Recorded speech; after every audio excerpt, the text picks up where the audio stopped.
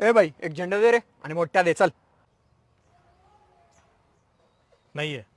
तो काय माग दे ना. तो विकायला नाही. विकायला नाही तर दुकान कशाला टाकतो. यायला.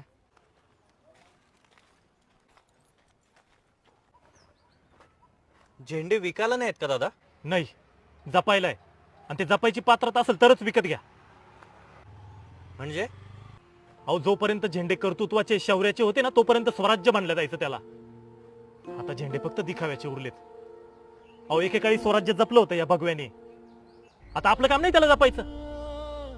कोणाच्या हातात कशाला द्यायचे. साहेबा झेंडा बनवताना ना आम्ही एकदम जबाबदारीने ना आदबीने बनवतो. पण जेव्हा विकण्याची वेळ येते ना साहेब तेव्हा असं वाटतं आपण चुकीच्या हातात तर नाही देते ना हा झेंडा. बऱ्याचदा असं वाटतं नको या माणसाला हा झेंडा विकायला. त्याची पात्रताच नाही हा झेंडा हातात घ्यायची. असं वाटतं ना त्याला एकदम ठणकावून सांगावं की अरे जा जा आधी त्या रायगडाच्या मातीला विचारा किती रक्त सांडलंय आमच्या मावळ्यांनी या भगव्यासाठी. विचारा त्या सह्याद्रीच्या पहाडांना कसा होता तो आमच्या मावळ्यांचा हर हर महादेवचा जयघोष.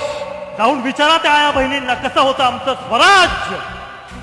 अरे आम्ही फक्त झेंडे नाही मिरवले तर स्वराज्य, स्वराज्याचा विचार.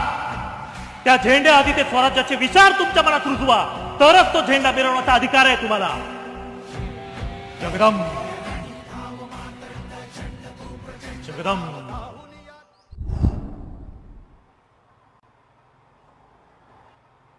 हा कोणता झेंडा देऊ साहेब? हा देऊ. दिला ना तुम्ही?